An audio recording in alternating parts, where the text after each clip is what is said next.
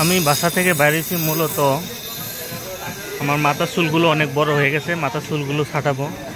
তো আমি খুঁজতেছি রাস্তার সাইডে যে সেলুনগুলো আছে এগুলো খুঁজে পাওয়া যায় কিনা, কারণ এমনি দোকানে অনেক টাকা নেয় চুল ছাটাতেও। তো রাস্তার পাশে যে দোকানগুলো আছে এগুলো খুঁজতেছি, পাচ্ছি না মূলত। একজনে বলছে যে পাশেই নাকি একটা দোকান আছে, তাহলে আমি খোঁজার চেষ্টা করছি। এই যে দোকানটা পেয়ে গেছি, দেখি উনি কত টাকা চায় আমার কাছে।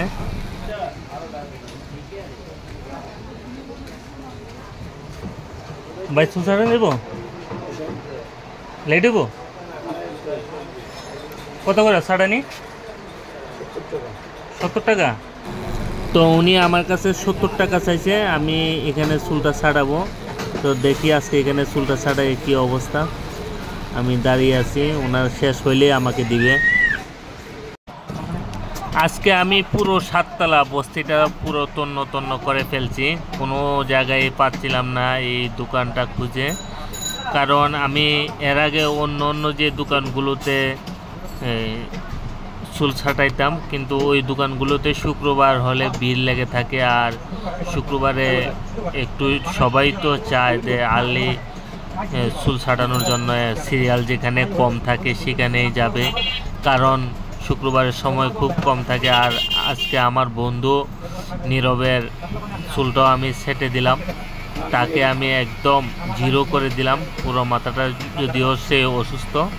তাই আমিও আমার মাথার চুলগুলো একদম ছোটো করে ফেলছি তার মতো করে।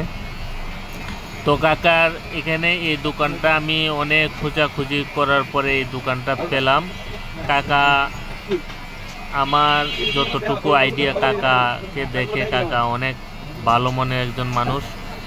আর এখানে তুলনামূলক দামটা খুবই কম, কারণ 70 টাকায় এখনকার সময়ে এত একটা এই চুল ছাটানো করা যায় না, কারণ সব কিছুরই দাম বেশি।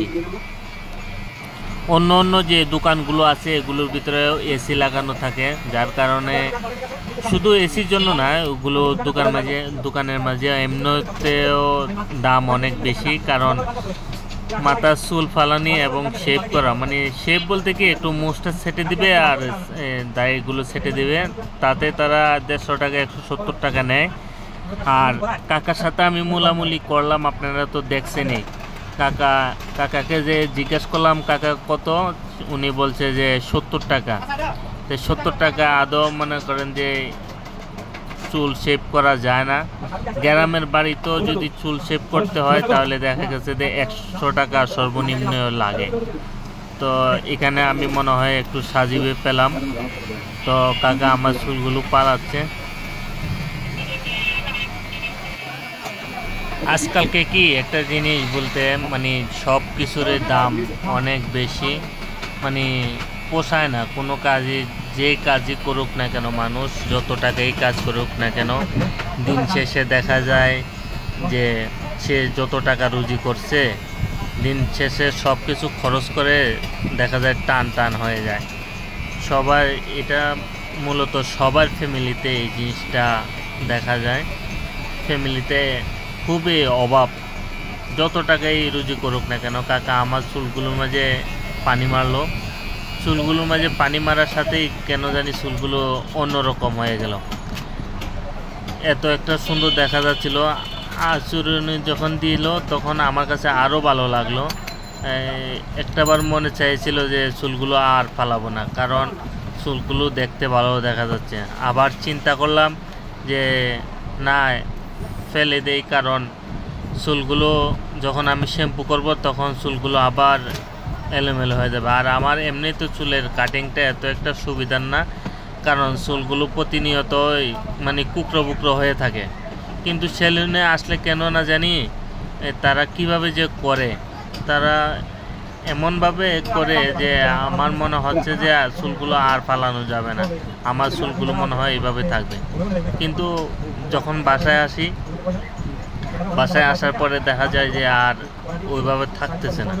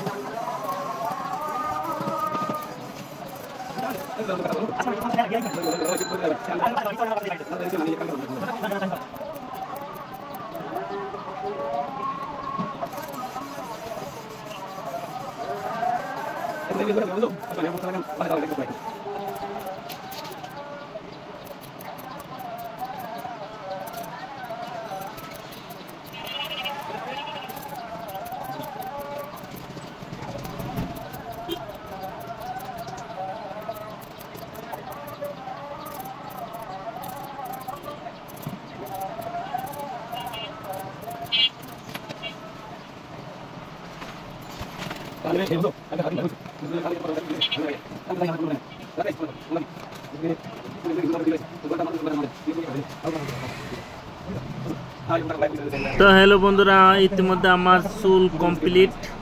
তো চুলটা কমপ্লিট হওয়ার পরে আমি কাকাকে বললাম যে কাকা আমার দাড়িগুলো হালকা একটা বাড়ি দিয়ে দেন। কাকা বলতেছে শেভ করবেন না। আমি কইছি, বললাম যে না শেভ করব না, কিন্তু হালকা বাড়ি দিয়ে দেন, দাড়িটা হালকা বাড়ি দিয়ে দেন। তো কাকা আবার তোয়ালে লাগাইলো, লাগাই হালকা করে বাড়ি দিয়ে দিল।